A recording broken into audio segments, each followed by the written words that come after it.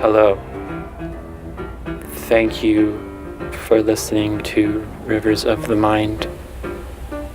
My name is Timmy Vilgiate. Yeah, Timmy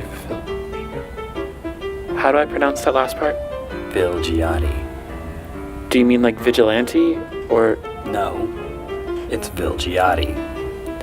Okay, whatever. Okay. My name is Timmy Vilgiate, the writer and producer of Rivers of the Mind, a production of the Deep State Psywar Invisible Television Company and UCCS Radio. Thanks for listening. Just so you guys know, this show is not meant to condone or promote time travel, the use of LSD, or scopolamine. Some elements of this show may be disturbing for certain listeners. Rivers of the Mind features the vocal talents of Timmy Vilgiate, who is not being held here against his will, CJ Hackett, Sophie Doss, Isioma West, and Kyla Valenti.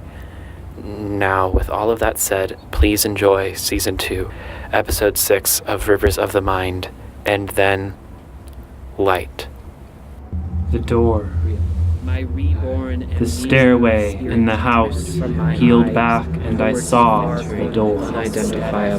Alone in the center of a thousand-pointed street star scars and souls. I was a thought that could light another memory that I was one of 999,999 points network that existed here in the store across all time, all universes and all existence. I reached back to see myself there. On a blurred and dizzy vision, to come hear everything around slowly with my gentle wrist till it grew. Meagan, who I knew somehow, away from as the I her jaw had I saw my body huge, and then gasped for air, my attention away staring transparent body that stared at this horrified devastation, and instead I drifting back to all my senses. Tiny piece. Then I reached back to see if I had no memory. light. A bright, searing light that made me shut my eyes in pain. When I opened them again, my vision had split into scattered, staggered frames, vaguely reflecting some kind of distant, fishbowl universe. Get down, duck. A voice chided me from behind. I fell to my knees and shrunk. Opal-colored tendrils, perceptible only by flakes of white and green and blue, suspended in dense ether, swirled around the holographic version of myself as its body hovered about, stalking over the hospital room. They danced over the room and poured out into the darkness like flashlights, lapping out at the surroundings like 1,000 tongues of fire. Eventually my double, or whatever was controlling my double, decided that I was nowhere to be found, and hovered, still sleeping, into the hallway. I took a puff of a cigarette, and then... What was I saying? Haven't won yet, John. A voice spoke from inside of my head. A familiar voice. Ryan. Oh yeah, Ryan, I remember him from... Oh yeah, from his house? Oh. Yeah, that was like 5 minutes ago, I guess. Suddenly, I remembered everything. Everything. Here, John. Have the illusion of a beer. I didn't really know what he meant. I had been holding a beer this whole time. I took another puff of my cigarette and I sipped on the beer. It was surprisingly good. I returned to my regular size and took another drink. My brain felt super foggy. If I remembered right, I'd been listening to this voice and had been explaining to me what had just happened. But I don't remember when or where that was happening exactly. Well, okay, so for the 9th time, but for you, basically the first time... Ryan, the unseeable and timeless entity, groaned. That's because I'm drawing on sheets of graph paper. But because I'm not bound by time, I am conscious of all the sheets of graph paper that I could be drawing on at once. Now, the shape you see is a hexateron. It's like, okay. Honestly, I give up. You're the one who looked up. It's really a bitch to try to explain, but okay, moving on. I think that answered my question, but I forgot what I'd asked. Ryan manifested itself in the corner of the room as a 1,000-pointed star that seemed indeterminately far away, folding in on itself in a swirling pinwheel of graph paper and pulsing graphite around a baffling and hypnotic shape-shifting pyramid. Ghosts are, well, you are a millennial, so I'll put it this way so I don't hurt your feelings. They feel just like the people they think they remember being, but they're not. They're the little splinters of what happens when a soul explodes. They keep burning as long as there's, like fire needs heat and oxygen and fuel. Ghosts will just keep burning and burning until they run out of whatever they're feeding off of. Sometimes it only takes years, sometimes centuries. Depends on how much they have to burn. Guilt, insecurities, anger, love, curiosity, longing. Those are the things a ghost can feed off of. But every emotion eventually runs out, though, right? That's why he had you trapped in there, repeating your memories. It's to feed and to make ghosts that he can use as part of his plan. Your double that you saw, he might be a puppet, but he's got an endless supply of food, and you're running on uncertainty and existential dread, which only lasts a day or two tops. I can try to feed you some memories to try to keep you going, but I can't do too much. But what's the point, Ryan? Why am I even here? Hey, that's the spirit. Keep that existential dread going, buddy. All right, now, can you follow some very simple instructions? I'm asking nicely. If I weren't good, Ryan, I wouldn't even bother. But I need you, and you need me. No pressure, man, but seriously, please. Okay. It sounds like there is pressure, but okay. Okay. So what you gotta do... Where did I start last time? Fuck, never mind. They actually launched the damn thing last time I started. Okay, so come out into the open. Okay. Sip some of that beer. Who am I kidding? You should probably just chug it, man. All right? Feel drunk? Or kind of drunk, like in theory? Whatever, just pretend you're drunk. Now run into that wall. Don't look at me like that. You're a ghost. Run, bitch. Run. Okay? Welcome to the supply closet. And yeah, wait. Let me remember. I think down was the cooling system. Up was the laundry room. The corner. Yeah. Okay. Move to the right. No. Yes. Right corner. Right corner. Right there. Okay, good job. Now just walk into that. No, don't run. I'm sorry. You didn't really have to run that last time. You could have just walked. I kind of wanted to lighten the mood since, like I always say, you should space out your existential dread with some gentle slapstick comedy every once in a while just to stay healthy. Okay, alright. Yeah, this is the boring part. Just keep walking through these cables for a while. They'll all live without internet for a few minutes. Good work. Thanks. I know, it sucks, but so far this route has been pretty good at not getting you killed. Hey, slap the ceiling real quick. Why? Just do it. It's important.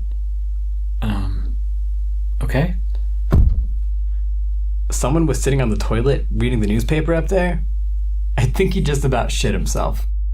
Okay, now go down. Down. Welcome to the token crippling design flaw in the 13th most secret military installation of the 21st century. Hooray! Time to blow shit up. Just kidding. None of those levers do anything. This is just a regular old mining tunnel. Walk that way. Okay, there we go. Turn to your left. Go down that long, wet hallway there. Keep going. That is a river. They use it to power the base. Isn't it pretty? Think of how immense it is. How endless it is compared to your mortal self. All the answers you wish you had. All the explanations. Think of it.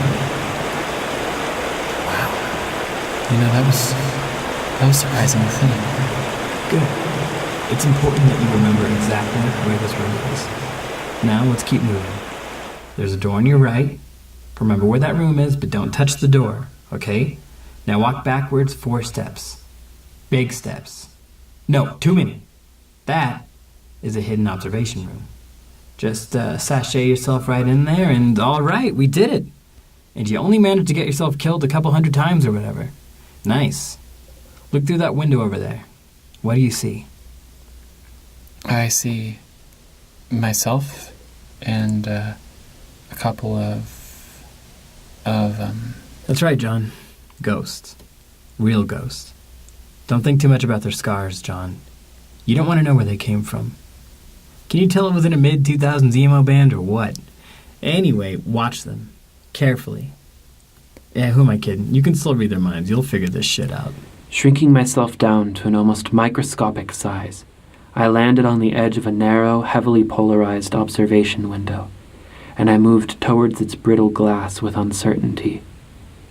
The other me was slumped against the wall, muttering something under his breath.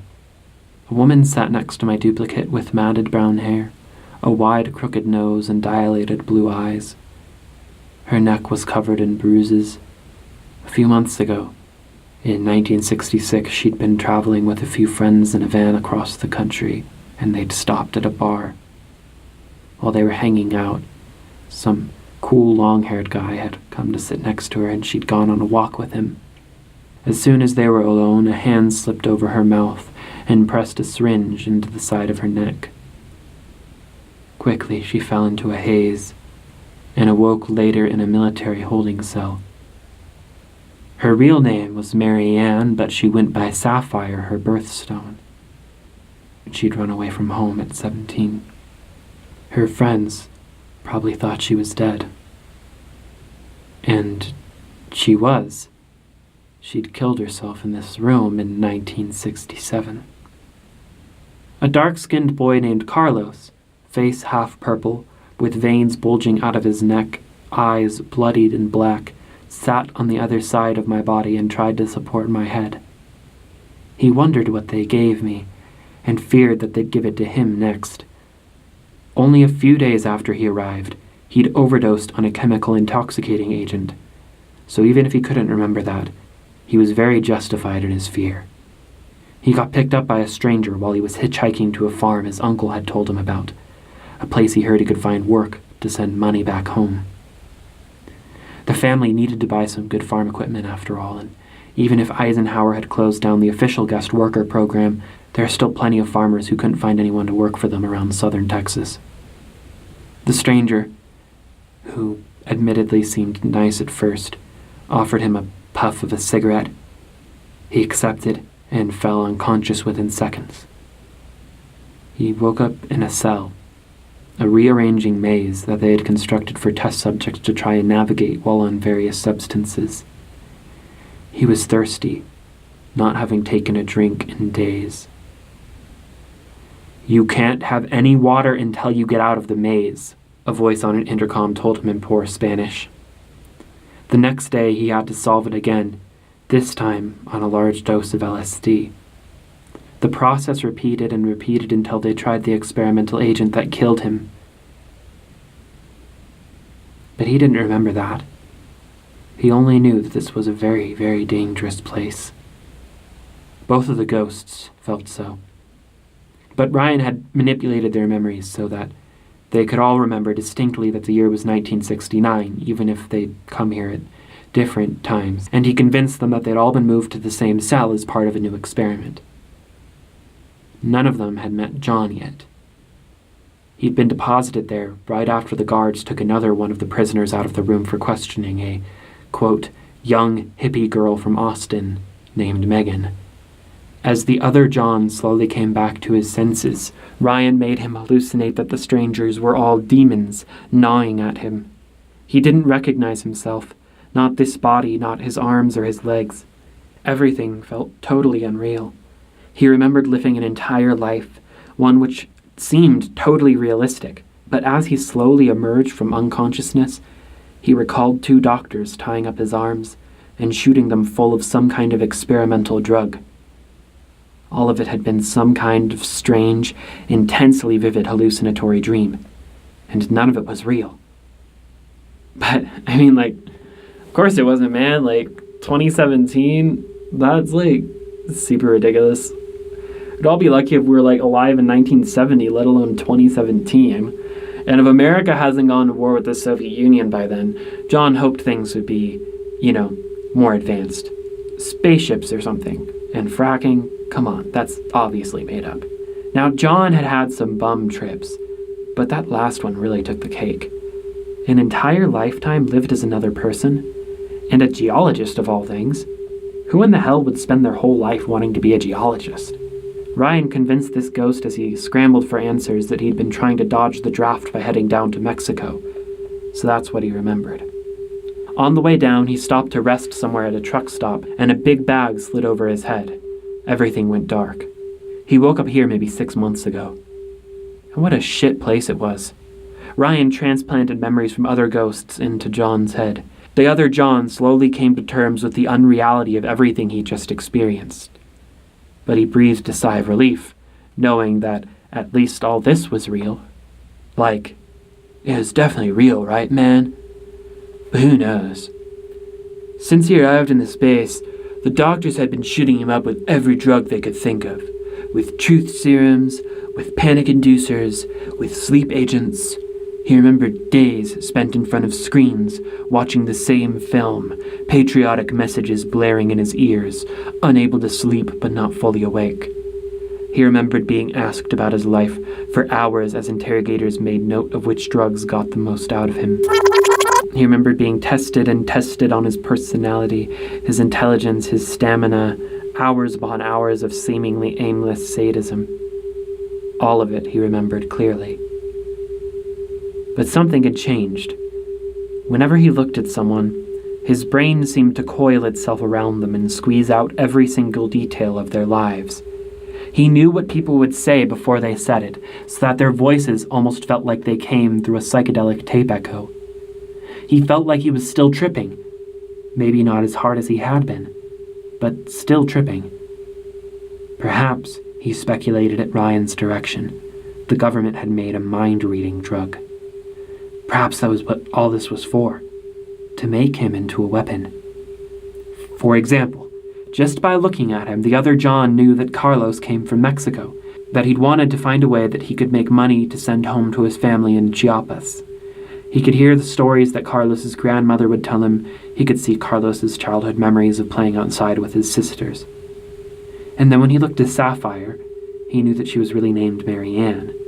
He knew that her dad used to hit her, something she'd never told a soul. Mary Ann loved art, music, walking through the desert. She'd driven in a van through the Arizona desert with a few hippies to get here. As I watched my double interact with these people, the distinction between us gradually became less and less clear to me. Our minds, both powerfully telepathic, pooled into one. He, or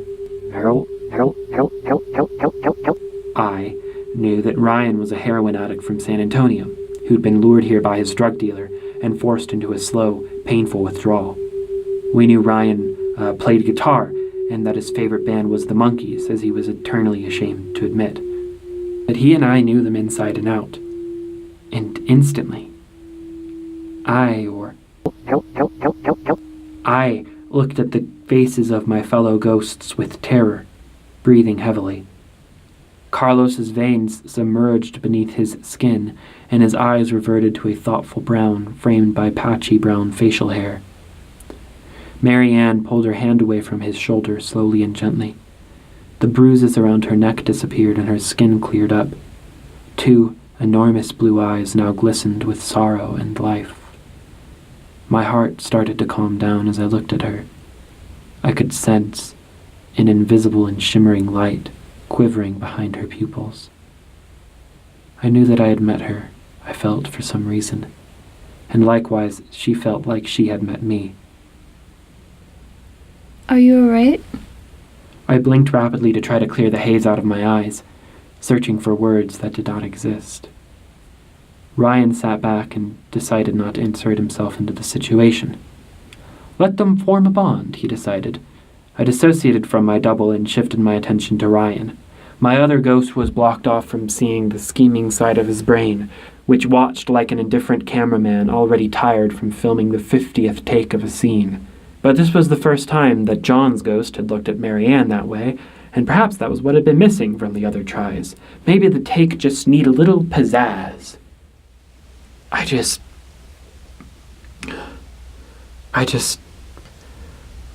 it was fucking terrifying. I don't even know how to describe it, man, started the other me. I just lived a life as an entirely different person. Sapphire's eyes grew wide, and she shared a worried look with the others in the room. Ryan played along haphazardly, kind of phoning it in, because he was able to, make them hallucinate that he was expressing genuine emotion. A silence fell upon the room, but Ryan felt like they were getting somewhere, so he decided to jump in with some dialogue to maybe move the plot along. I think I heard the guards say he got shot up with Salvinorin A, he said, hoping that no one noticed his anachronistic reference to a chemical not identified until 1982. But they all did. From Salvia? He said, inserting memories in everyone's minds of salvia. Yeah, salvia. I've heard of that. Oh yeah, salvia. All of us had heard of salvia, but none of us had ever tried it. I think I heard the guards say he got shot up with PCP. Wait, never mind. Fuck that. That's stupid. He got... You know what? Fuck you, assholes. I am a god, and you will bow before me. I think I heard the guards say he got shot up with some kind of new chemical or something. There, decided Ryan. That should be good enough. Best not get too creative. What do you think it was? Carlos looked back at Ryan, not quite understanding what either of them were saying. Who knows, man? And they just took Meagan, too. They're probably going to give it to her next. Meagan. I remembered her from the dream. I'd met her towards the end when, in the dream, I ended up taking LSD in a field and I started to read minds. But I'd never met her in real life. Perhaps I'd heard her name while I was under or something, Ryan hastily suggested to me. Marianne, or Sapphire, remembered, with Ryan's assistance, that Meagan had been one of the first people to have been brought to stay with her in this room, and that she'd been incredibly nice. The two of them sat in the dark room at night, talking for hours about President Johnson, about the war, about their whole lives. This conversation had actually been with Ryan, and he'd actually more been trying to interrogate her than to make pleasant conversation with her. Carlos, meanwhile, thought he remembered seeing Meagan too. He remembered her trying to speak Spanish with him, even if she did it very poorly. He thought she was really cute, and he wanted to try to teach her more if he ever got the chance, so that maybe he'd have someone to talk to. That, again, was Ryan, who'd actually been trying to threaten him, but as he tried to, he really regretted having been around for like 1 trillion years or something and never learning Spanish, at all. Ryan eventually grew tired of our silent fear and decided to pretend to panic in order to move things along. I don't know, man. I don't know. I don't want them to fucking give me any of that shit. Fuck no, man. It's gonna be okay, insisted Marianne, embracing me tightly to try and comfort me. The other me stared forward at the observation slit, not wanting to respond to Sapphire, wondering if someone was watching this, taking notes on what I did, listening to what we said. Were they expecting for something to happen with Marianne and I? Was that what they wanted? From outside of my other body, I sighed, since, quite frankly, I didn't want to break it to myself that I had been forced by a meddling time traveler to become suddenly smitten with a 78-year-old dead hippie for his own personal amusement. Thank you, the other ghost mumbled. We've got to get the fuck out of here, Ryan exclaimed before turning to face us. We all looked back at him against our will. The other Ryan, the good Ryan, covered my eyes. When I opened them, all of the ghosts were paralyzed. Ryan collected them one by one, picking each one up and tucking them under his arms to carry them down the long abandoned hallway like strange styrofoam mannequins. I followed him close behind. Oh, wait. The other way. Damn it. He turned around, grumbling. Where is it? I think I said... Another duplicate of Ryan appeared at the other end of the hallway, in the shape of a non-Euclidean white flower crisscrossed with tiny, almost invisible blue lines. It's a 3-way intersection, bro. Down the hall, take the stairs to the left, go through the supply closet. Thanks, man. You're the best. No, you're the best. All hail. All hail. But be careful. Meagan is more dangerous than we'd foreseen. She will crumble before us. The evil Ryan, the fisherman, hurried along, hastily crafting memories for the other ghosts of discovering that the door had been foolishly left unlocked. That was pretty convenient because that would never actually happen in real life, but whatever, the other Ryan didn't really care. Meagan was almost to Dr. Whitebalm's office. He planted a memory in each ghost's head that the four had snuck into the hallway and ducked into a nearby office to hide. While there, my double and the other ghosts discovered Meagan's case file lying on a desk. Reprogramming successful, it said. Ryan then invented some memories for us about a conversation we'd had and hastily filled them with canned dialogue. After searching for hours through the offices at the top level of the secret facility, we found where they'd taken Meagan. A large chemical laboratory. She sat in conversation on a dimly lit couch opposite a doctor, Dr. Whitebalm, who rested in a recliner and stirred a bit of coffee. The coffee was filled with a highly radioactive metal since the accident that had given me my powers, Dr. Whitebalm had required radiation instead of food to eat. Dr. Whitebalm was a quantum physicist who had gotten her PhD at Stanford, and before that she'd studied at UC Irvine, the same place that I went. She was also capable of unleashing the equivalent of several hundred nuclear bombs. It was Ryan's plan to have the ghosts attack them so that Dr. Whitebalm would inadvertently kill Meagan and most of the other people in the base. Ryan positioned the ghosts in a neat row, and then, after flipping all of them off and screaming some profanities in their ears to get the urges out of his system, he unfroze them. What is she doing? Asked Sapphire, wide-eyed. The conversation was strategically just out of audible range. The file was right! She's a fucking turncoat! The accident more privately. I've been trying to piece everything together, but some things just aren't fitting. I moved away from the team of ghosts and carved a path behind the high fluorescent lamps so that I hovered just slightly above them. Before I could listen to the rest of their conversation, the good Ryan appeared to me as a star, in indeterminate distance from my face. Shh. This is going to make sense in a moment, I swear. Against my will, my body expanded and my hands reached down, grabbing the edges of the fluorescent lamp. Controlled by Ryan like a puppet, I rocked back and forth. The fisherman, leading the ghosts, froze time for an instant and caught sight of me, his face spreading with a scowl. The good Ryan, or what I had thought was the good Ryan, frantically tried to explain. Okay, let's see if it works this time. 3 things. Remember what I told you about ghosts. Second thing, think of the house. Don't stop thinking of the house. Last, make eye contact. Also, remember what I told you about ghosts. Did I already say that? I did. Fuck. What the fuck are you... Turn around and make some fucking eye contact.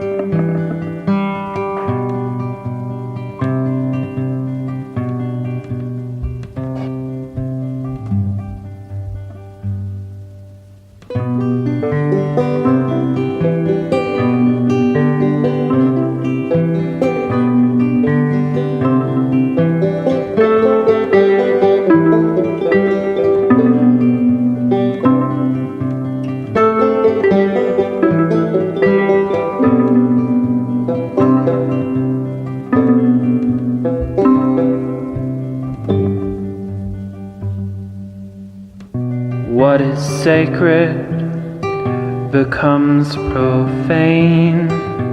What is madness becomes the sane. But only the words can change. Only the words can change.